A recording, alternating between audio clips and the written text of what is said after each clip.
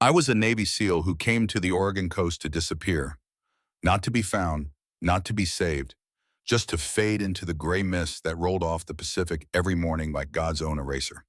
My canine Valco and I walked the same forgotten railroad every day because silence felt safer than answers.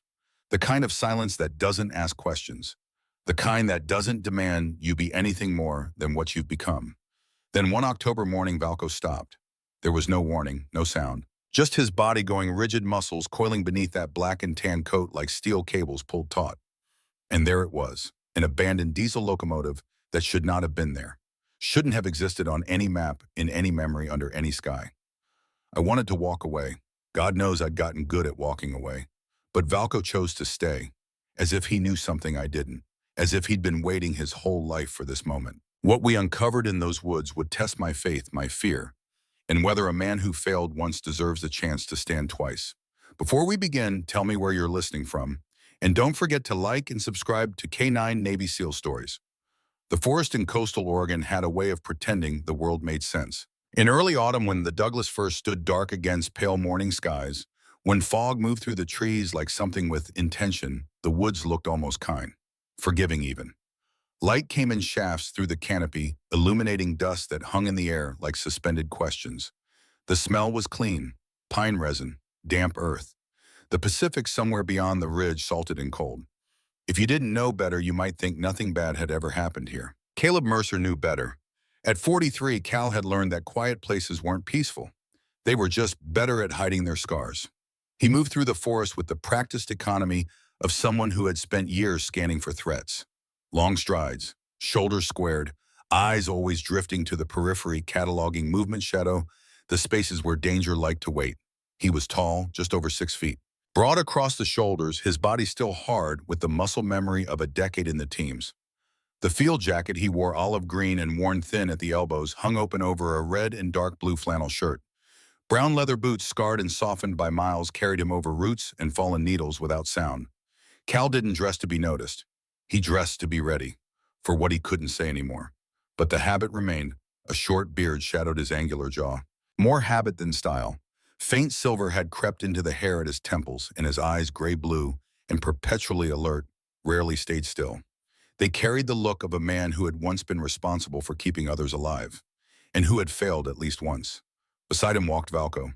The German shepherd moved with quiet precision, his black and tan coat catching flashes of morning light as he padded over the uneven ground.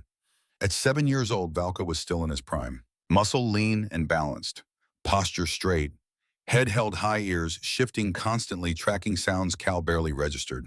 His eyes were dark, intelligent, deeply focused, the kind of eyes that seemed to measure the world rather than simply observe it. Valco was not a pet, he was a K9. Trained for detection, industrial chemicals, fuels, residues that didn't belong where nature reigned. Years earlier, in another country under a different sun, his nose had found things Cal's eyes never could. That ability had saved lives. Once it hadn't. Cal swallowed as that memory stirred uninvited. He shoved it back where it belonged, down deep, where all the other failures lived. They walked along a line most people would have missed entirely. The old rail line wasn't marked on any modern map. It survived only in fragments. Rusted steel half buried beneath moss. Wooden ties split and softened by decades of weather. Trees had grown around it, swallowing the track inch by inch, as if the forest itself wanted to erase what had passed through. Cal liked this place because no one else did. He came here every morning, not because he was searching for something, but because the routine anchored him. Walk, breathe, let Valco run ahead a little, then fall back into step. It was a quiet agreement between them, unspoken. Comfortable. That morning began no differently. The sun filtered through the canopy in familiar patterns. The air smelled the way it always did. October. Decay. The slow turning of seasons that didn't care whether you were ready or not. Cal's breath came steady, not relaxed exactly, but controlled. The kind of breathing you learn when panic is always an option and discipline is the only thing standing between you and the edge. Then Valco slowed. It was subtle at first. Just a change in rhythm. His stride shortened, his tail stiffened, dropping low. His head dipped, nose skimming the air instead of the ground. Cal noticed immediately. "What is it, buddy?" The words came out of habit more than concern. Valco was trained, professional. He didn't spook at deer or squirrels or the 100 other distractions that would send a civilian dog into chaos. Valco didn't look at him, his body tense muscles coiling beneath his coat, ears angled sharply forward. The forest around them was still. No snapping branches, no birds scattering, nothing that should have triggered an alert, except scent. Valco stopped altogether. Cal halted a step later, boots sinking into the soft carpet of pine needles and old leaves. He followed Valco's gaze down the line of the track. At first he saw nothing, just trees, just light, just the comforting lie of an untouched place. Then he took another step, and the forest opened its mouth. Ahead, partially obscured by fallen timber and thick vines that crawled like veins over metal skin, sat the rusted bulk of a diesel locomotive. Cal's breath caught. It was massive, too large to be hidden entirely, yet somehow invisible until you stood in exactly the wrong place. The front of the engine was angled awkwardly, its steel body scarred with rust and streaked with old oil that had long since dried into black rivers down its flanks. The windshield of the cabin had shattered long ago. Jagged teeth of glass still clung to the frame, catching light like broken promises. Moss crept along the sides of the engine, a slow green infection claiming what remained. The locomotive didn't rest on the track. It sat across it, as if it had been forced to stop and never allowed to move again. Cal's chest tightened. For a moment, the forest vanished, replaced by heat, dust. The distant thud of rotor blades beating the air over Kandahar province. He smelled metal and fuel, felt the weight of a rifle that wasn't there, heard voices shouting in languages he didn't speak. His jaw clenched, teeth grinding together. Abandoned equipment always did this to him. In his world, vehicles weren't left behind unless something had gone wrong, unless someone had made a choice or failed to. Damn it, he muttered under his breath. His instincts screamed to turn around. He hadn't come out here to dig up old ghosts, his own or anyone else's. The life he'd built in this quiet corner of Oregon depended on not asking questions that had no clean answers. He took a step back. Valco didn't move. The dog stood squarely between Cal and the locomotive, legs planted, body rigid. He wasn't barking, wasn't advancing, wasn't retreating. He was refusing. Cal stared at him, irritation flickering beneath the unease. "Valco," he said, firmer now. "Leave it." The command hung in the air, sharp, clear, the kind of order Valco had been trained since puppyhood to obey without hesitation. Valco's ears twitched, but he stayed exactly where he was. That stopped Cal cold. Valco was disciplined. He didn't disobey lightly. The last time he'd done something like this, Cal's breath caught. Years ago, another forest, another warning. Valco had hesitated then too, his body language screaming danger in a way no human could articulate. Cal had overridden him, trusted the map, trusted the intel, trusted himself. Someone else had paid for it. Cal exhaled slowly, forcing his shoulders to relax. He stepped closer, careful not to startle the dog. "What do you smell?" he whispered. Valco lowered his head, further nostrils flaring, his tail dipped. Not in fear, in concentration. Whatever was coming off that locomotive wasn't fresh. But it was persistent. Old fuel, old metal, and beneath it something sharper. Something that didn't belong to the forest's long, patient rot. Cal felt a prickle crawl up his spine. He took another step forward, boots crunching softly on gravel and leaves. The closer he got, the more wrong the scene felt. Trains didn't just end up like this. Not here, not without reason. And then he saw it. The track beneath the engine was twisted, bent outward, bolts missing, wood splintered. This hadn't been a derailment. Someone had interfered, forced the engine to stop, possibly detached it from something else. Cal's eyes traced the rail line beyond the locomotive, following it deeper into the woods. Something else was back there. Valco suddenly turned his head. Not toward the engine, toward Cal. Their eyes met. For a brief electric second, Cal felt the unmistakable weight of recognition. Not instinct, not training, judgment. Valco stepped aside, just enough to clear the path, an invitation or a warning. Cal hesitated, heart pounding harder than the situation warranted. He realized then that the choice wasn't about the train at all. It was about whether he trusted the one voice he had learned to doubt the most, his own. Cal stepped past the dog. The forest seemed to hold its breath as he moved alongside the locomotive, running a gloved hand along the cold-pitted steel. The metal was rough beneath his fingers, flaking rust catching in the seams of his gloves. Up close, the engine felt even more out of place, too deliberate, too intact for something truly forgotten. "This isn't right," Cal murmured.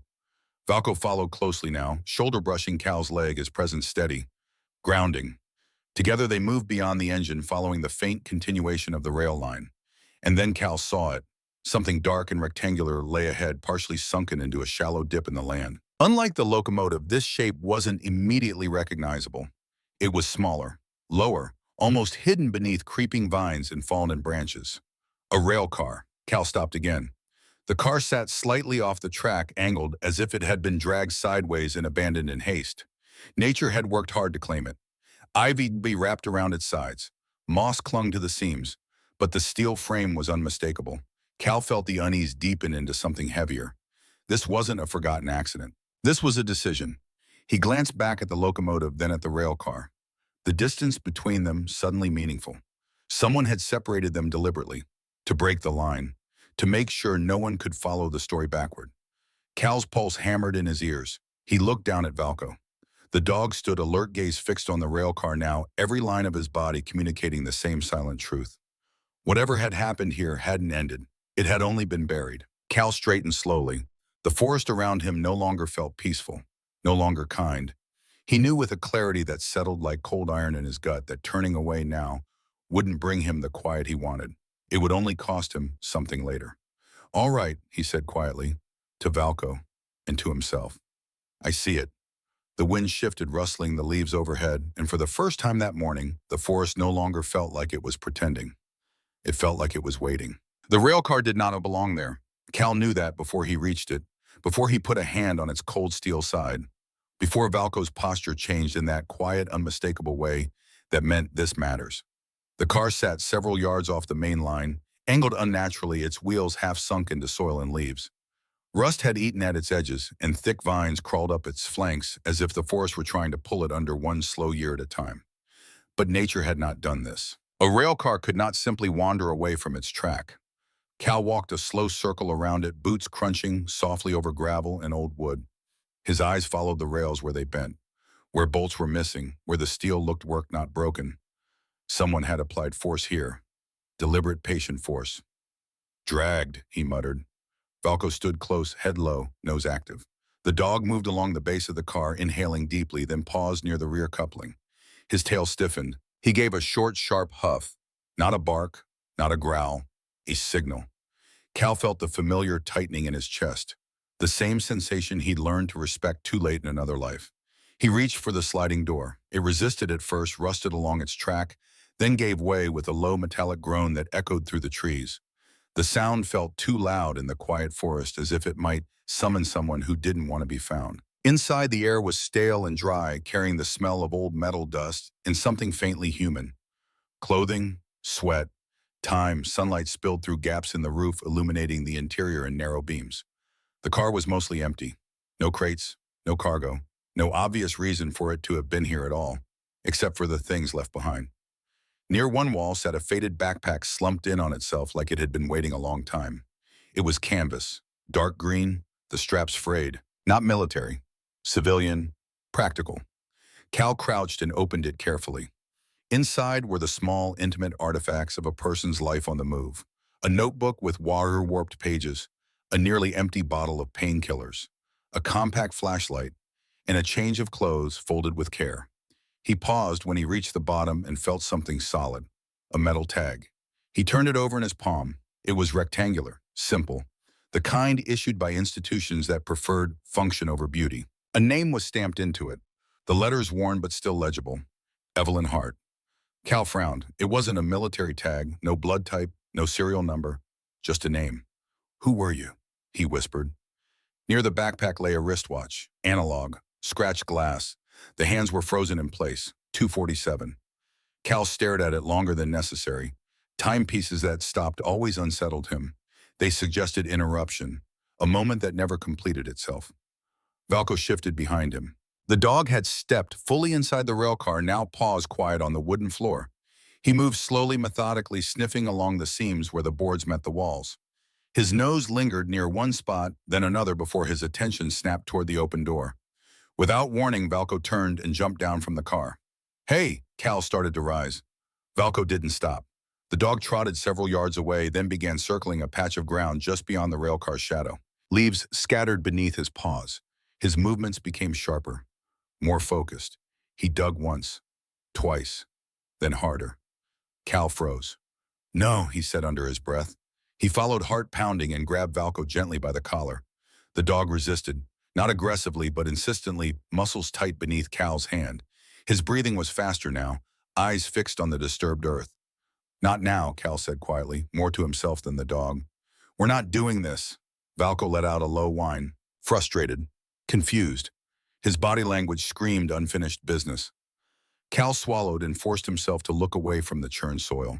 He'd seen enough shallow graves in his life, enough places where the earth told stories no one wanted to hear. He wasn't ready to hear this one.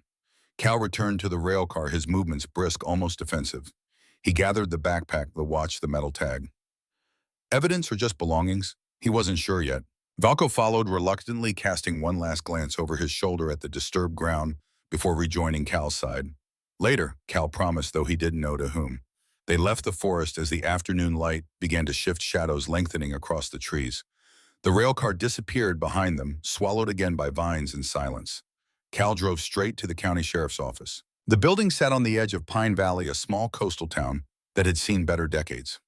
Clapboard storefronts lined Main Street, painted in faded blues and greens that spoke of optimism from another era. American flags hung limp in the still air. A coffee shop, a hardware store, a diner with vinyl booths visible through the window. The kind of town people trusted because it had never asked them not to. Sheriff Daniel Crowley listened without interrupting. Crowley was in his late 50s, broad-shouldered but softened by age. His once black hair was now mostly gray, and a thick mustache sat above his lip, trimmed with care. Deep lines etched his weathered face. Lines earned not in combat, but in decades of listening to people explain why something wasn't their fault. He wore his uniform comfortably, like a second skin, and spoke with the measured calm of a man who'd seen enough strange things to know better than to dismiss any of them outright. A train engine and a rail car, Crowley repeated slowly, leaning back in his chair. Off the books, Cal nodded. And personal effects belonging to a woman. Crowley examined the metal tag, turning it over between thick fingers, his brow furrowed. Evelyn Hart, he read aloud. Doesn't ring a bell. That doesn't mean anything, Cal said. People pass through all the time. Crowley hummed non-committal. He glanced down at Valco, who sat at Cal's heel, posture perfect, eyes alert. That's your dog, he asked. K9, Cal corrected automatically. Retired. Cal didn't answer. The question carried weight he didn't want to unpack. Crowley's gaze lingered a moment longer on the shepherd, then returned to Cal. Something subtle shifted in his expression. Not skepticism exactly. Caution. I'll file a report, the sheriff said at last. Environmental angle, abandoned infrastructure, possible missing person. I'll kick it up to the state. Cal didn't miss the way Crowley avoided his eyes when he said it. And, Cal prompted, and that's all I can promise, Crowley replied. For now. Cal left with a copy of the report number and a hollow feeling in his gut. That night, the quiet of Cal's small cabin felt different. The place was modest, wood-paneled walls, a cast-iron stove in the corner that radiated heat on cold evenings, shelves lined with books that had more dust than use, a single bedroom, a kitchen barely large enough for one. It had been enough for him. It had been quiet. Now it felt watched. Valco paced the living room, nails clicking softly against the floorboards. He paused at the window, ears pricked, staring out into the dark tree line beyond the clearing. Easy, Cal murmured, though his own pulse had quickened. He set the backpack on the table and unpacked it slowly, more carefully than before. That was when he found the recorder. It was small, battery-powered, tucked into a side pocket he'd missed earlier. Old but functional. Cal hesitated, then pressed play. A woman's voice filled the room, low, steady, tired. This is Evelyn Hart, she said. If someone finds this, then I guess I stayed longer than I should have. Her voice wasn't panicked, wasn't pleading. It was resolved. She spoke of surveys, of environmental readings that didn't match official reports, of shipments that came through the forest at night, of documents altered, signatures forged. I tried to report it, Evelyn continued. I was told to be careful. Then I was told to stop asking questions. Cal sat back heavily in his chair. Valco had stopped pacing. The dog sat in front of him now, staring not at Cal but at the recorder, as if listening. When the recording ended, the room felt colder. Then Evelyn's voice returned. One last sentence. If Valco led you here, Caleb Mercer, then I was right about you. Cal's blood went cold. He grabbed the backpack, dumping the contents onto the table. Beneath the clothes, folded carefully, was a photocopy. Faded, creased, his military service record, his name, his rank, his specialty. K9 Handler. High reliability. Someone had circled it in red pen. Cal stared at the page, his hands beginning to shake. She knew. She knew his name. Knew Valco's name. Had planned this. How Valco rose and walked to the door. Not the window, not the table. The door. He sat facing it, body rigid. Then slowly he lowered his head and rested his nose against the wood.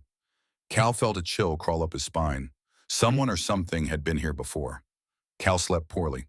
Sometime after midnight, he woke to the sound of Valco growling. Not loud, not aggressive, just a low vibration in the dark. The dog sat upright at the foot of the bed, eyes fixed on the window body coiled. Cal reached for the light. Nothing was there. But Valco didn't relax. Morning came gray and quiet. The forest looked the same. Peaceful. Innocent. Cal packed the backpack into his truck. He told himself he'd done what he could. Reported it. Turned it over. The rest was out of his hands. As he pulled onto the road, Valco sat in the passenger seat, gaze locked on the tree line as it disappeared behind them. That night, Valco did not sleep. He sat by the window facing the forest, and every so often he let out a low, uneasy growl. So quiet, Cal almost convinced himself he'd imagined it. Almost. By the time the paperwork reached the state, the forest had already begun to close ranks again. Cal learned that lesson quickly. Forms moved upward, emails were sent, phone calls returned with careful voices and careful words. No one called it a crime. No one called it a disappearance. The language was sterile: environmental concern, abandoned infrastructure, land use review. Everything sounded legal. Everything sounded final. Cal stood in the parking lot outside the county office with Valco at his side and felt something settle behind his ribs that he recognized too well. This was how truths were buried. Not with lies, but with procedure. He drove home in silence. Valco rode with his chin resting on the edge of the window, eyes half-lidded alert even in stillness. The road narrowed as it climbed toward the cabin trees, closing in the last cell's signal, dropping away like a door quietly shut. Inside, Cal laid the backpack on the kitchen table again. He had waited until daylight to open it this time, as if light could make the contents less personal. He moved slowly, cataloging each item with the detached focus he'd once used to clear rooms and inventory gear. Notebook, clothes, pills, flashlight, then the recorder. It was heavier than it looked. A scuffed rectangle of plastic and metal that fit neatly in his palm. He turned it over, noticing how the battery compartment had been taped shut. Carefully, deliberately. Whoever owned it had wanted it to last. Cal sat down and pressed play again. The voice that emerged was calm, but fatigue lay beneath it like a low tide revealing rocks. This is Evelyn Hart, October 12th. I'm recording this because writing doesn't feel safe anymore. Cal closed his eyes. Evelyn's voice wasn't young, but it wasn't old either. Mid-30s, maybe early 40s. Educated. Controlled. The kind of voice that chose its words carefully because it had learned the cost of imprecision. I'm an environmental surveyor, she continued. Contract-based, independent. I was hired to assess soil and water impact along the northern corridor. The numbers didn't match the reports I was given. Not once, not twice, every time. Cal leaned back in his chair, the wood creaking softly. She spoke of samples taken at night, of readings that spiked and vanished by morning, of rail schedules that appeared and disappeared, of freight listed as maintenance equipment that carried a chemical signature that didn't belong anywhere near a forest. I filed a correction, Evelyn said. Then another, the third time I was told I should think about my future. Her pause was long enough to feel. I did. Cal imagined her then. A woman of average height, lean from fieldwork hair pulled back in a practical knot that never quite stayed put. Pale skin that burned easily. Freckled, hardened by time outdoors rather than comfort. Someone who wore boots more often than heels. Someone who had learned to be precise because the world rarely was. Someone who didn't scare easily, but who recognized when she should. I could have walked away, Evelyn went on, taken another contract, written it off as a bad job. But the truth is, once you see something like this, it doesn't let go. It changes the ground you stand on. Cal opened his eyes and stared at the ceiling. That was a sentence he understood. If I leave, she said, her voice steady but quieter now, everything stays buried. The data, the land, the people who come after me and trust the numbers they're given. The recorder clicked softly as she shifted her grip. So I stayed. Cal felt a tightness in his throat he hadn't expected. She didn't frame it as heroism. She didn't dramatize it. Evelyn spoke the way professionals did when they had already made a decision and were simply living inside it. The recording ended with a faint sound, metal on metal perhaps, or a door closing. Silence returned to the cabin. Valco sat a few feet away watching Cal's face. She knew, Cal said quietly. She knew exactly what she was doing. The dog's ears twitched as if in acknowledgement. Cal spent the afternoon going through the notebook. Much of it was field shorthand, coordinates, dates, abbreviations. But patterns emerged. Sample locations clustered around the old rail line. Notes grew sharper, more urgent as the days progressed. Then near the back, the handwriting changed, not sloppy, careful, intentional. If someone finds this one-line rid, you're not here by accident. Cal's pulse quickened. The next page had been torn out. He sat there for a long time, listening to the low creak of the cabin, settling the distant rustle of trees. He thought about the rail car dragged off its track, the locomotive blocking the line like a severed limb, the disturbed ground Valco had tried to dig. Evelyn hadn't just stumbled into something. She had positioned herself inside it. That evening, Cal drove back into town. He didn't tell himself he was looking for help. He told himself he needed context. The diner on Main Street was half full, the smell of coffee and fried onions clinging to the air. Cal took a seat at the counter. Valco lay at his feet, invisible to most patrons, but keenly aware of everyone. The waitress, a woman in her 40s with tired eyes and a practiced smile, poured him coffee without asking. "Good dog," she said softly, glancing down. Cal nodded. "He's earned it." He listened more than he talked. He always had. Conversations drifted past. Weather, road repairs. A new trail project slated for approval. Names repeated. Companies. Grants. One name stood out. Harland. A man 2 stools down mentioned it casually. "That environmental consultant," he said. "The one who quit." Cal turned slightly. "Quit?" The man shrugged. "Left town a few weeks back. Or was supposed to. Folks said she got spooked." Cal finished his coffee without comment and paid in cash. Outside, dusk had settled. The sky streaked with fading color. Valco walked close as they returned to the truck, his body language alert but calm. Back at the cabin, night arrived fully. Cal locked the door out of habit, then checked the windows. He told himself it was just old reflexes. He was rinsing his mug when Valco stiffened. The dog lifted his head slowly, ears angling toward the road. Cal turned off the sink. They stood there together listening. At first, Cal heard nothing, then faintly the crunch of tires on gravel. He moved to the window and parted the curtain just enough to see. A car sat at the edge of his driveway, not one he recognized. It was dark, shape indistinct, headlights off. The engine idled quietly, almost politely. No dome light, no visible movement, just waiting. Cal felt the hairs on his arms rise. Valco let out a low, controlled growl, not loud enough to carry, but enough to leave no doubt. Cal stepped back from the window. "Stay," he whispered. The dog didn't move, his gaze fixed on the door. Minutes passed, then the engine revved softly. The car backed away and disappeared down the road, swallowed by the trees. Cal stood there long after it was gone. He didn't sleep much that night.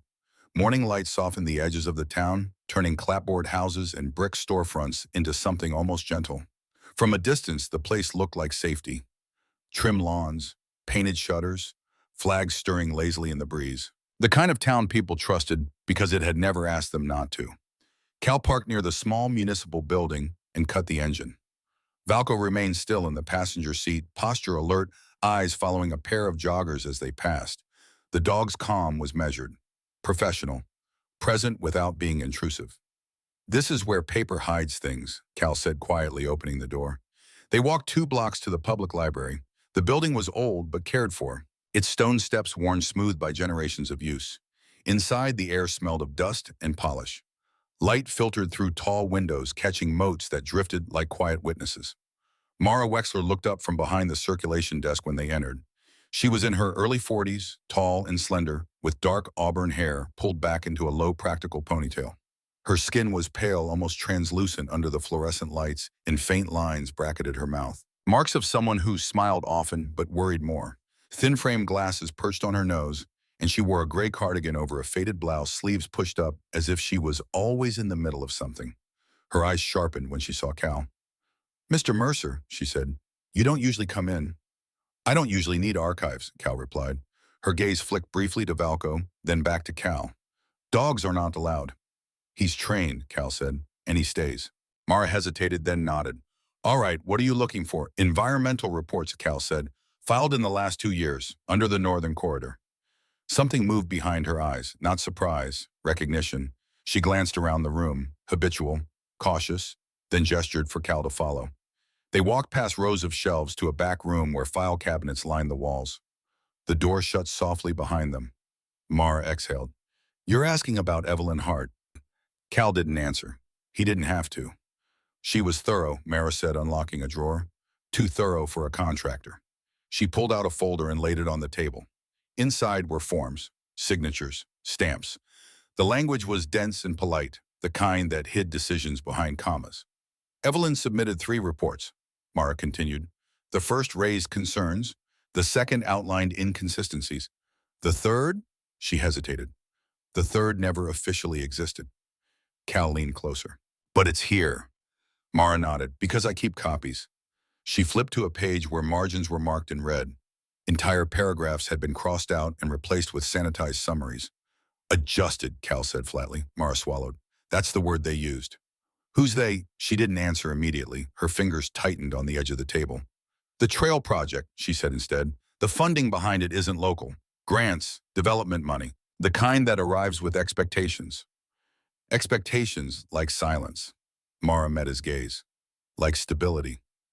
Valko lay down near the door, head resting on his paws, but his ears remained upright. "Evelyn didn't belong here," Mara said. "She didn't have roots. That made her dangerous." Cal closed the folder. "She also didn't leave." Mara's shoulders sagged slightly. "No, she didn't." They sat in silence for a moment, the weight of unsaid things pressing in. "I can't give you copies," Mara said finally. "If anyone finds out—" "I know," Cal said. "I didn't come for that." She looked relieved and ashamed at the same time. "Be careful," she said. "People think quiet means harmless. It doesn't." The town hall was crowded that evening. Folding chairs filled the main room and the hum of conversation echoed off the walls. Posters lined the back. Maps of the proposed trail. Smiling families walking under green canopies. Cal took a seat near the aisle. Valko lay at his feet, invisible to most. The meeting droned on. Budgets, timelines, community benefits. The language was clean and reassuring. Then Luke Harlan walked in. He was in his late 40s, tall and broad-shouldered, his build softened by comfort rather than age. His beard was neatly trimmed salt and pepper, and his hair was combed back with care. He wore a navy blazer over an open-collared shirt. No tie, approachable, deliberate. The kind of man who shook hands well and remembered names. Luke smiled as he took a seat at the front. Valko's head lifted. The dog didn't bark, didn't growl at first.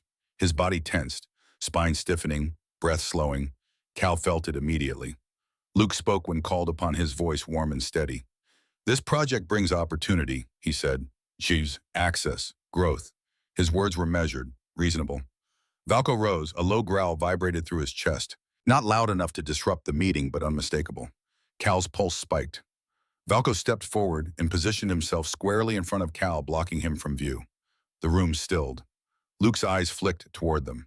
For a brief moment, something unreadable crossed his face. Then the smile returned. "Is there a problem?" Luke asked calmly. Cal met his gaze. No, Valko didn't move. Luke's eyes lingered on the dog, then shifted away. "We'll address concerns during the Q&A."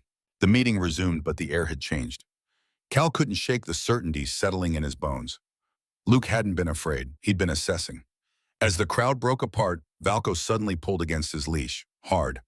Cal stumbled a step, surprised. The dog's eyes were locked on Luke, who stood near the exit, laughing quietly with the councilman.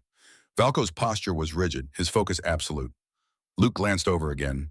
This time his smile didn't reach his eyes. Cal realized then that Valko wasn't reacting to danger. He was reacting to recognition. Outside, the evening had cooled. Cal watched people disperse, heard laughter drift into the dark. Luke exited moments later, alone now. He stopped a few feet from Cal. "Good dog," Luke said lightly. "What's his name?" "Valko." Luke nodded. "Military?" "Yes." "I figured," Luke said. "They're trained to sense things, aren't they?" Cal held his gaze. "Some things." Luke smiled again. "Well, I hope he doesn't get confused." Luke walked away. Cal stood there long after. He returned to the cabin uneasy. The town's calm no longer felt neutral. It felt curated. Valko paced as Cal reviewed his notes. The recorder, the altered reports Mara had shown him. Each piece alone meant little. Together they formed a shape he didn't like. The truth wasn't being denied, it was being managed. Cal stared at the wall, thinking of Evelyn Hart, of a woman who had chosen to stay because leaving would have been easier. What if they're right? Cal asked quietly. What if speaking up hurts more people than it helps? Valco stopped pacing. He walked over and placed his head on Cal's knee, eyes steady, unblinking. No judgment, no reassurance, just presence. Cal rested his hand on the dog's neck and felt the slow, even rhythm of his breath. He understood then that silence was not neutral. It was a choice, and every choice left a mark. Cal didn't plan the confrontation. It happened because avoidance had limits. Luke Harlan was leaving the municipal building when Cal caught up to him in the parking lot. The sun was low, washing the asphalt in amber light. Luke stood beside a black SUV, keys and hand jacket, folded neatly over one arm. Up close, he looked as composed as he had in the meeting. Beard trimmed, shoulders relaxed, eyes clear. He carried himself like a man accustomed to being trusted. "Mr. Mercer," Luke said easily. "Can I help you?" Cal didn't waste time. "Evelyn Hart." Luke's expression didn't change, not immediately. Then a subtle recalibration, eyes narrowing just enough to signal calculation. "She was a contractor," Luke replied. "She finished her work." "She didn't," Cal said. "Her reports were altered." Luke sighed as if disappointed by the conversation rather than threatened by it. He leaned against the SUV, folding his arms. "You're looking at this from the wrong angle. Enlighten me." Luke gestured toward the town beyond the parking lot. The homes, the storefronts, the quiet streets. "This place survives because we make practical decisions. The trail brings money. Stability. If a report threatens that, we adjust. That's not corruption. That's stewardship." Cal felt heat rise in his chest. "And the dumping—" Luke didn't deny it. He tilted his head, studying Cal like a contractor assessing risk. "Legacy waste from before my time. Contained. Monitored. You buried it." Luke's voice dropped. "So people could keep living here." Cal stared at him. Evelyn stayed because she knew leaving would bury the truth. Luke's jaw tightened. For the first time, the polish cracked. "If this comes out," he said quietly, "this town dies. Property values collapse. Grants vanish. Families leave. You want that on your conscience." Cal said nothing. Luke straightened, slipping his jacket on. "Silence isn't weakness," he said. "It's a choice. Sometimes the only one that doesn't ruin everything." He got into the SUV and drove away. Cal stood there, munning long after the taillights disappeared. The pressure started that night. It began small. Cal's phone lost signal in places it never had before. Texts failed to send. Calls dropped mid-sentence. He noticed a truck idling near the trailhead longer than necessary. A man he didn't recognize lingered in the diner aisles following Cal when he stood to leave. Valco noticed too. The dog's posture changed, more vigilant, less relaxed. He paced at night, stopping often to sniff the air near doors and windows. Once Cal found a strip of rawhide left on his porch, a gift maybe, or a reminder. "Indirect," Cal muttered. "Smart." The threat didn't need words. 3 days later, Valco refused their usual route. They were halfway down the old rail line when the dog halted abruptly, body rigid. He sniffed the air, then turned sharply into the trees. "Valco," Cal called. The dog didn't look back. Cal followed, pushing through underbrush until the forest floor dipped into a shallow basin. The smell hit him first. Sharp, metallic, wrong. The ground was bare in places, soil sunken in gray, as if the land itself were exhausted. Valco moved with purpose, nose to the earth, circling a wide patch where nothing grew. Cal crouched, pressing his palm into the soil. It was warm, unnaturally so. He uncovered fragments, plastic lining, rusted drums half buried, warning labels eaten by time. The stench of chemicals clung to everything. "Jesus," Cal whispered. This wasn't old, not entirely. Layers told a story, dumping over years, carefully spaced, carefully hidden. Valco sat and stared at Cal, eyes intent. "This is what she found," Cal said. "This is why she stayed." His hands shook as he photographed the site, marked coordinates, bagged small samples. Every instinct screamed to take it public, to send everything to the state, the press, anyone who would listen. Then the memory came. Another forest, another command overridden. Valco had stopped then too. Cal had pushed forward, confident in his judgment. The explosion had come seconds later. Wrong place, wrong call. A civilian caught in the aftermath, a life altered forever. Cal sat back hard against a tree, breath ragged. "I can't do this again," he said to no one. "I can't be wrong again." Valco moved closer, pressing his shoulder into Cal's knee. Cal closed his eyes. A sharp crack echoed through the trees. Valco's head snapped up his ears, angled forward, body coiling. Another sound followed, metal on metal, distant but deliberate, not nature. Cal's hand went instinctively to the knife at his belt. He scanned the tree line, heart-pounding senses sharpening. The noise stopped as suddenly as it began. Silence rushed back in heavier than before. Valco didn't relax. Cal knew then that whatever watched them wasn't careless, and it wasn't leaving. That night, Cal made his decision. He packed the truck with the efficiency of someone preparing to move under pressure. Clothes, food, documents, the recorder. He left the samples hidden beneath the floorboard wrapped and sealed. "We're getting out," he told Valco. "Just for now." Leaving felt like failure, but staying felt like gambling with Valco's life. He drove toward the highway forest thinning behind them. The road straightened, the sky opening. At the gas station on the edge of town, Cal topped off the tank. He kept his back to the truck, eyes moving, cataloging faces, nothing overt, nothing obvious. They pulled back onto the road. 10 miles out, Cal slowed at a familiar bend. Valco shifted, restless. "Almost there," Cal said, easing the truck to a stop at the turnout where the forest pressed close again. He turned off the engine. Valco didn't move. "Up," Cal said gently. The dog stared straight ahead. "Valco." The shepherd's ears flattened slightly. Not in fear, in refusal. He turned and looked at Cal, eyes dark and steady. "No," Cal breathed. He opened the door. Valco stayed seated. "Hey," Cal said, crouching. "Come on." Valco's chest rose and fell slowly. He glanced back toward the forest, then returned his gaze to Cal. His posture said everything. This wasn't fear. It was conviction. Cal straightened, hard hammering. He followed Valco's line of sight. The darkening trees, stimmies. The road they'd traveled so many times, the place he wanted to escape. The place the dog would not abandon. Cal closed the door gently and leaned his forehead against the steering wheel. Silence filled the cab. Finally, he laughed. A short, broken sound. "You're not giving me a choice, are you?" Valco's tail thumped once. Cal turned the engine off completely. He sat there as the last light faded and understanding settling in like weight. Leaving would keep them safe. Staying meant risking everything, but finally listening. Cal looked down at Valco, at the calm intensity in his eyes. "I won't make you pay for my fear again," he said quietly. "Not this time." Or in the distance, engines idled. Searchlights cut the treetops. The forest held its breath. Cal tightened his grip on the steering wheel, the weight of Evelyn's truth pressing into his ribs. He had what they wanted, and they knew it, but this time he wasn't running. "All right," Cal said, starting the engine. "We stay." He turned the truck around, headlights sweeping across the trees as he drove back toward Pine Valley. Valco sat upright in the passenger seat, ears forward, eyes bright. For the first time in years, Cal felt something other than regret. He felt ready. Dawn came slowly to the forest, pale and hesitant, as if unsure it was welcome. Cal sat with his back against a tree, the pack resting at his feet. The night had drained out of him, leaving behind a bone-deep exhaustion that felt earned rather than empty. Valco lay close flank pressed against Cal's leg, breathing steady. His black and tan coat was streaked with mud and burrs, his eyes rimmed with red from a night of vigilance. But they were calm now. No tension, no scanning. The kind of calm that only comes after a decision has already been made.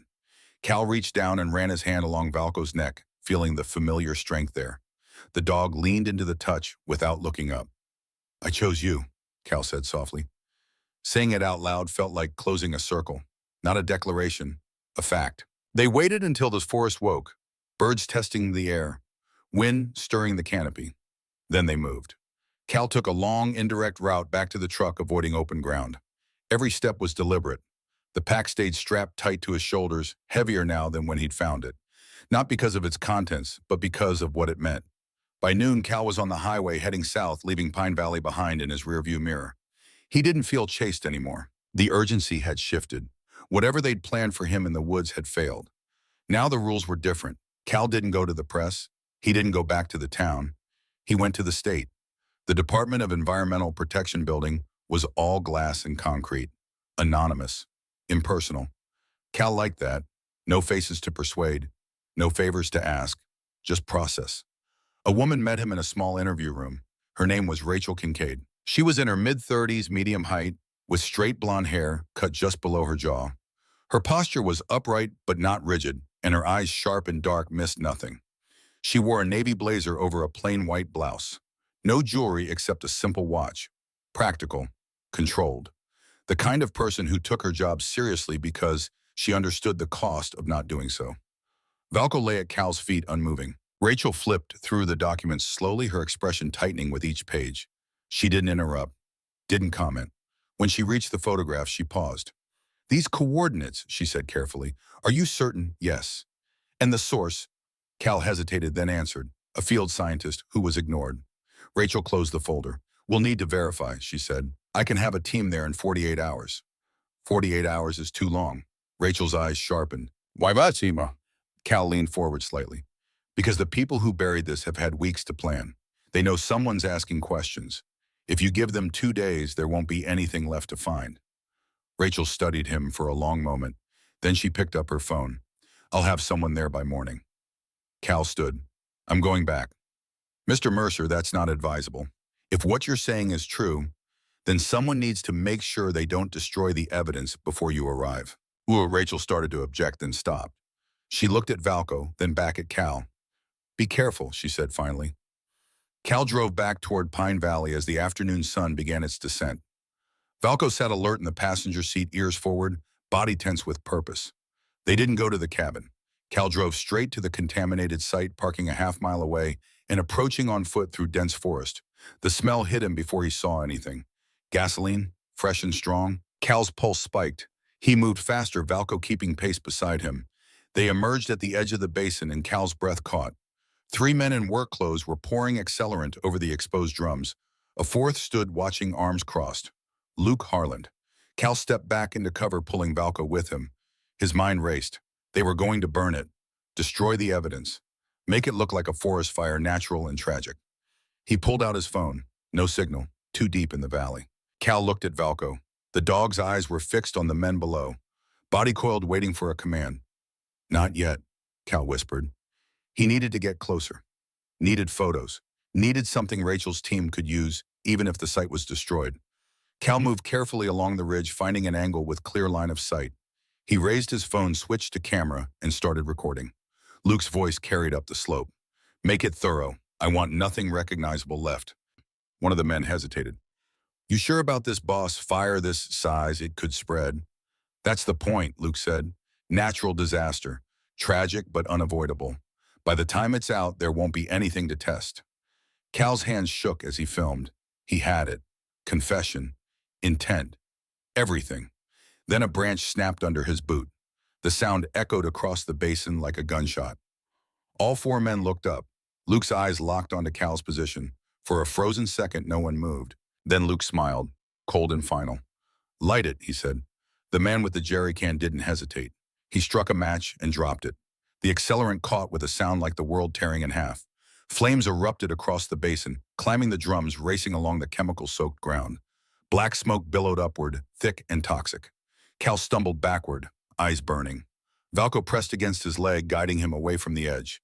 But the fire was already spreading. Fed by decades of buried chemicals, it moved faster than any natural blaze. Trees caught.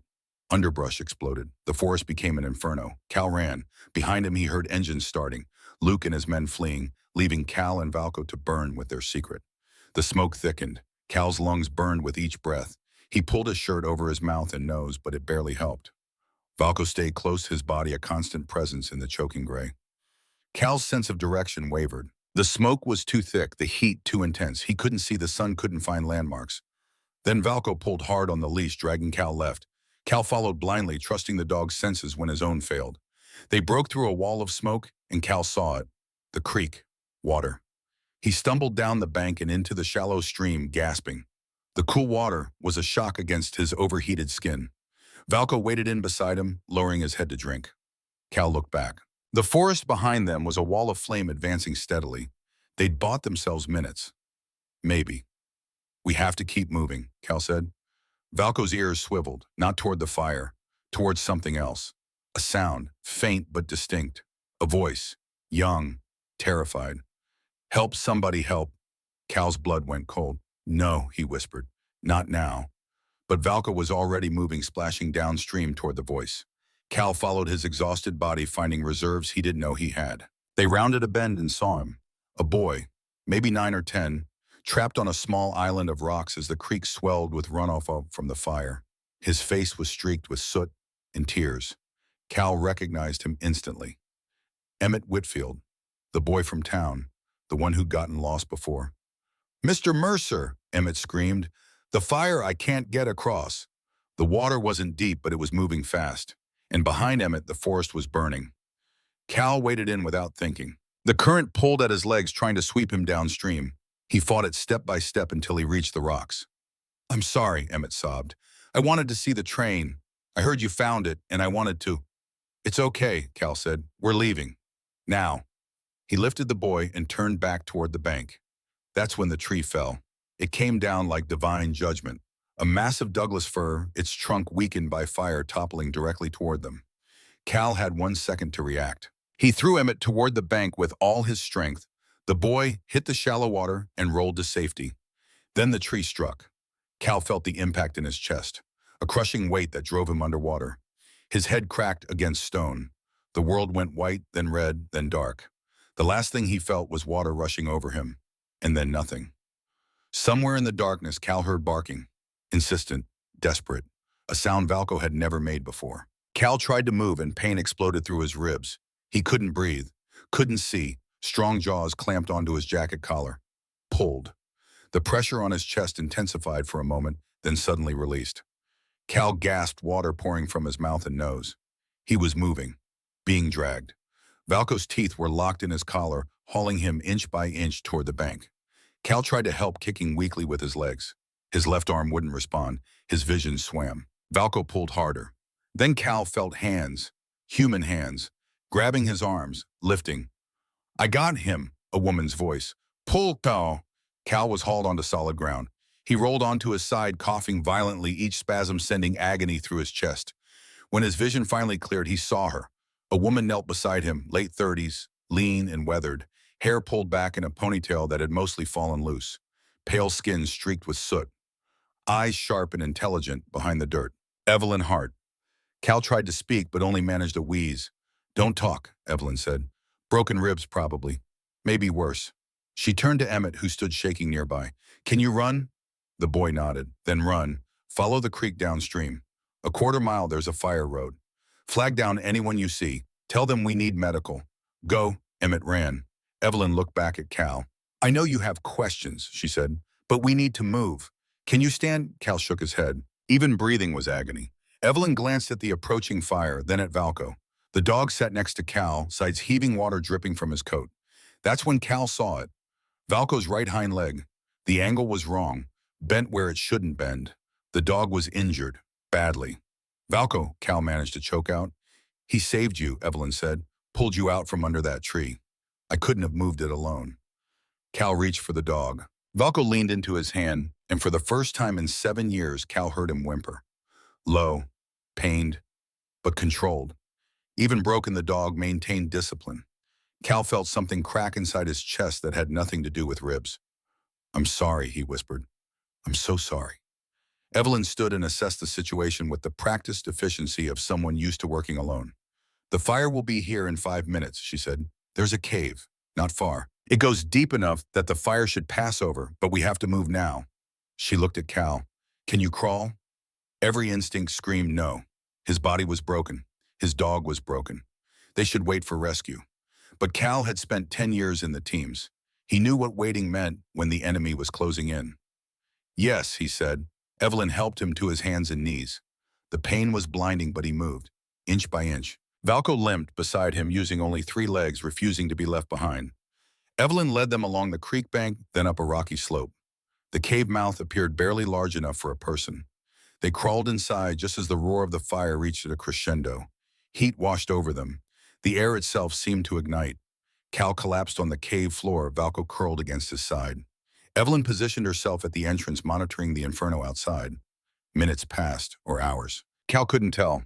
Finally, the roar began to fade. Evelyn turned back to them. In the dim light, filtering through smoke, Cal could finally see her clearly. She looked exactly how he'd imagined. Weathered by field work. Freckled. Strong. But there was something else in her eyes. A weariness that went beyond physical exhaustion. "You're alive," Cal managed to say. "Yes. The recording, the railroad car, you planned all of it." Evelyn sat down her back against the cave wall. Not planned, she said, hoped for. Why, she was quiet for a moment. Outside the fire continued its march, but the worst had passed over them. Because I knew what they'd do to me if I went public, Evelyn finally said. Discredit me. Bury the reports. Make it all disappear. I needed someone from outside. Someone they couldn't intimidate. So you researched retired K9 handlers. I researched everyone who'd bought land near the contamination site in the last 5 years, Evelyn corrected. You were the only one with the training to understand what you'd find, and the only one with a wow capable of detecting it. Cal looked at Valko. The dog's breathing was shallow, his eyes half closed. How did you know I'd come? Evelyn smiled, sad and knowing. Because I read your service record. You made a mistake once. A civilian died because you didn't listen to your K9's warning. Men who carry that kind of guilt don't walk away when they're given a chance at redemption. Cal felt the words like a physical blow. You manipulated me. I gave you a choice, Evelyn said. You could have left. Valko gave you permission to leave, but you chose to stay. Where have you been for 6 weeks? Hiding in the forest, watching, waiting to see if my gamble would pay off. She gestured toward the cave entrance. I have a camp about a mile from here. Basic but livable. You could have helped sooner. I could have, Evelyn agreed, but then it would have been my fight again. And we both know how that ends. I needed it to be yours. Silence fell between them, broken only by Valko's labored breathing. He needs a vet, Cal said. Now. Evelyn nodded. Emmett should have reached the fire road by now. Help is coming. As if summoned by her words, they heard it. Sirens in the distance. Multiple vehicles. Evelyn stood and moved to the cave entrance. She looked out, then back at Cal. I need to disappear, again, she said, for a while, until the investigation is complete. Luke has friends, powerful friends. If they know I'm alive before the evidence is secured, I have it, Cal said. Video, his confession, everything. Evelyn's eyes widened. You recorded it. Cal managed to pull his phone from his pocket. The screen was cracked, the casing dented, but when he pressed the button, it lit up. The video was still there. Evelyn took the phone carefully as if it were made of glass. She watched the footage, her expression hardening with each second. This is enough, she said quietly. More than enough. She handed the phone back. Send it to Rachel Kincaid at DEP, and to your own email, and to mine. She rattled off an address. Make 3 copies and hide them in different places. Then give the original to the authorities. You've done this before. I've survived this before, Evelyn corrected. There's a difference. The sirens were closer now. Evelyn moved toward the back of the cave where a narrow passage led deeper into the rock. Wait, Cal said. I need to know. Why the railroad car? Why stage it like you were dead? Evelyn paused. Because I needed Luke to think he'd won. Needed him to get comfortable, arrogant. People make mistakes when they think they're untouchable. She smiled grimly. And because I needed whoever found my evidence to understand that some fights are worth dying for. I just wasn't ready to actually die yet. The watch, Cal said, stopped at 2:47. The time I left everything behind, Evelyn said, the moment I chose to disappear rather than surrender. She looked at Valko one last time. Take care of him, she said. He's the real hero in this story. Then she was gone, slipping into the darkness of the cave like a ghost. Cal lay there, one hand on Valko's side, feeling the dog's heartbeat. Steady, strong, alive. We made it, he whispered. We made it, buddy. Valko's tail moved, just barely. Enough. Outside voices called out. Here, there's a cave here. Footsteps scrambled over rock. Sheriff Crowley appeared in the entrance, flashlight sweeping the interior. His eyes widened when he saw Cal. Mercer, Jesus. We thought. He stopped, taking in Cal's condition. Medic, I need a medic now. More people appeared. Paramedics, firefighters. Someone knelt beside Cal, checking his vitals. The dog, Cal said. Help the dog first. Sir, you need the dog first. A woman in firefighting gear moved to Valko. She examined him gently, professionally. Broken leg, she said. Maybe some internal injuries. But he's stable.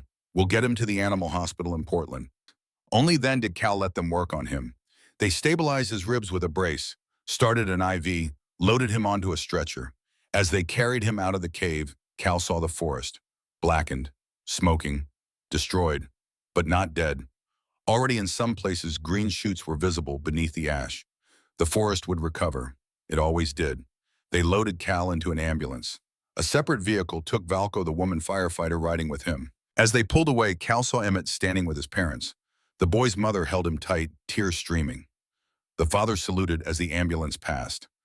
Cal closed his eyes. The hospital was a blur of white coats and beeping machines. They set his broken arm, wrapped his ribs, treated him for smoke inhalation and minor burns. Rachel Kincaid arrived the next morning. Cal gave her the phone, explained everything. She listened without interrupting, taking notes with precise handwriting. When he finished, she was quiet for a long moment. Luke Harlan was arrested 3 hours ago, she said finally, trying to board a flight to Costa Rica. The video you took was all the probable cause we needed. And the contamination site, being excavated as we speak. It's worse than we thought. Decades of illegal dumping, multiple companies involved. This is going to be a federal case. Cal nodded. Each movement sent pain through his ribs. What about Evelyn Hart? Rachel's expression didn't change. Ms. Hart's reports have been reinstated and verified. She's been offered a position as a consultant on the cleanup. If she chooses to accept. The message was clear. Evelyn was protected. Official, safe. Thank you, Cal said. Rachel stood to leave, then paused. Mr. Mercer, what you did was reckless and dangerous and probably saved a dozen lives. The contamination was worse than anyone knew. If that fire had spread to the residential areas without anyone knowing about the chemicals, she didn't finish the sentence. You and your bub are heroes, whether you want to be or not. After she left, Cal finally asked about Valco. The veterinarian was a man in his 50s with kind eyes and steady hands. Your dog is remarkable, he said. The break was clean. We set it with pins. He'll need months of recovery, but he should regain most of his mobility. He'll have a limp. And he shouldn't do intense physical work anymore. No more search and rescue, no more long runs. The vet paused. But he'll be able to walk, to live comfortably. To be with you. Cal felt his throat tighten. Can I see him? They brought Cal down in a wheelchair. Valco lay in a kennel, his right hind leg wrapped and splinted. His eyes were closed, but when Cal approached, they opened. The same dark, intelligent eyes. Tired now, pained, but clear. Cal reached through the bars and rested his hand on Valco's head. You saved my life, he said. Again. Valco's tail thumped weakly against the floor of the kennel. I know it hurts, Cal continued. I know you'll never be the same, but neither will I. We're both broken now, so we'll heal together. Deal. Valco exhaled slowly and rested his chin on Cal's hand. It was answer enough. 3 days later, Cal was released from the hospital. He checked into a hotel in Portland and waited for Valco to be cleared for discharge. The news coverage was relentless. Environmental disaster averted. Corporate conspiracy exposed. Local hero and his K9 partner. Cal ignored all of it. On the 5th day, they brought Valco out. The dog limped heavily on 3 legs, the 4th held up protectively. But his eyes were bright and his tail wagged when he saw Cal. Cal knelt carefully, mindful of his own healing ribs, and wrapped his arms around the dog. Let's go home, he said. They drove back to Pine Valley slowly. The town looked different in the aftermath, quieter, more subdued. The trail project had been permanently canceled. Luke Harlan's development company had declared bankruptcy. 3 other executives had been arrested. But the town remained, wounded but surviving. Cal pulled up to his cabin and cut the engine. He helped Valco down from the truck, the dog moving carefully on his 3 good legs. Inside, everything was as he'd left it, untouched, waiting. Cal built a fire in the stove and made coffee. Valco settled onto his bed with a sigh, finally able to rest. That evening, there was a knock on the door. Cal opened it to find Mara Wexler standing on his porch holding a casserole dish. I heard you were back, she said. I thought you might need a meal. Cal stepped aside to let her in. She set the dish on the counter, then looked at Valco. How is he recovering? Like me. Mara nodded. The town council met yesterday. They voted to create a memorial for Evelyn Hart and for what you did. I don't need a memorial. I know, Mara said, but maybe the town does. Maybe we need to remember that silence isn't the same as peace. She moved toward the door, then paused. There's a position opening, town environmental liaison. It doesn't pay much, but the work matters, making sure nothing like this happens again. Cal considered it. I'll think about it. Mara smiled. That's all I ask. After she left, Cal sat by the fire with Valco at his feet. The dog slept deeply, his breathing even and strong. Cal thought about everything that had led him here, the mistakes, the guilt, the long road back to something like peace. He thought about Evelyn Hart, who had trusted a stranger to finish what she started. He thought about Luke Harlan, who had chosen comfort over truth and lost everything. And he thought about Valko, who had refused to give up on him, even when he'd given up on himself. 6 months later, on a spring morning, when wildflowers pushed through the forest floor and birds returned from their winter exile, Cal stood on a ridge overlooking the contamination site. It was clean now, the soil removed and replaced, native plants beginning to take root. A sign marked it as protected land dedicated to environmental preservation. Valko stood beside him, weight distributed across 3 legs, the force still held slightly off the ground. The limp would never fully heal, but it didn't slow him down anymore. They walked the new trail together, slower than before, more carefully, but together. A family passed them going the other direction. The parents smiled and nodded. Their son, maybe 8 years old, stopped to stare at Valko. "Is that a wolf?" he asked. Cal smiled. "No, he's a retired K9, a working dog." "What did he do?" Cal looked at Valko, who sat patiently enduring the attention. "He saved lives," Cal said simply. The boy's eyes widened. "Is he a hero?" Cal knelt down, ignoring the twinge in his ribs. "Yes," he said, "the best kind, the kind who never gave up." The family moved on. Cal and Valko continued their walk. They reached Mirror Lake as the sun climbed higher. The water reflected the sky like polished glass, undisturbed and perfect. Cal sat on a flat rock. Valko settled beside him with a contented sigh. "Thank you," Cal said quietly, "for everything." Valko turned his head and looked at Cal with those dark, knowing eyes. Then he rested his chin on Cal's knee and closed them. And Cal understood finally what redemption actually looked like. Not a single moment of heroism that erased all past failures. But this, sitting beside a loyal friend. In a forest that had forgiven him. In a life he'd almost thrown away, but chose to fight for instead. The sun climbed higher. The lake glittered. The forest breathed around them. And for the first time in a decade, Caleb Mercer felt whole. Sometimes the miracles we pray for do not arrive as thunder or light. They arrive as a moment of hesitation, as a voice that tells us to stop, as a loyal soul placed beside us to guide our steps when our own vision fails. In this story, there was no victory parade, no perfect ending, only truth paid for with courage, patience, and the willingness to listen. Perhaps that is how God works most often. Not by changing the world all at once, but by placing something living and faithful in our path, and waiting to see whether we will honor it. In our own lives, we face quieter crossroads every day. Moments when walking away is easier than standing still, when silence feels safer than truth, when fear speaks louder than conscience. If this story reached you, maybe it was not by chance. Maybe it is a reminder that even in ordinary days, God still sends signs. Sometimes small, sometimes stubborn, sometimes on 4 legs, asking us to choose what is right. Caleb Mercer came to the Oregon coast to disappear, to fade into silence and be forgotten. But a K9 named Valko had other plans. When Valko stopped at that abandoned locomotive and refused to move, he wasn't just detecting chemicals. He was detecting something broken in his partner, something that needed healing more than hiding. The railroad car, the evidence, the conspiracy, all of it mattered. But what mattered most was a man learning to trust again, to listen again, to believe that his mistakes didn't define his worth. Evelyn Hart chose Caleb not because he was perfect, but because he had failed. Because people who have fallen know the value of getting back up. And Valko chose to stay not because he was trained to, but because loyalty doesn't abandon you in your darkest hour. It sits beside you and refuses to move until you remember who you are. If this story touched your heart, share it with someone who needs to hear it, someone who's running from their past, someone who thinks their mistakes have disqualified them from doing good. Leave a comment and tell us what moment stayed with you. Subscribe to K9 Navy SEAL Stories to continue walking these paths of loyalty, faith, and redemption with us. And may God watch over you and your loved ones. May He guide your steps when the path is unclear. May He calm your fears when the night is dark. And may He place faithful companions beside you who refuse to let you give up on yourself. May you have the courage to listen when they stop, the wisdom to stay when leaving feels easier, and the faith to believe that your story isn't over yet. Thank you for being here, for listening, for staying. Until we meet again, may you walk in light, and may you never walk alone. Amen.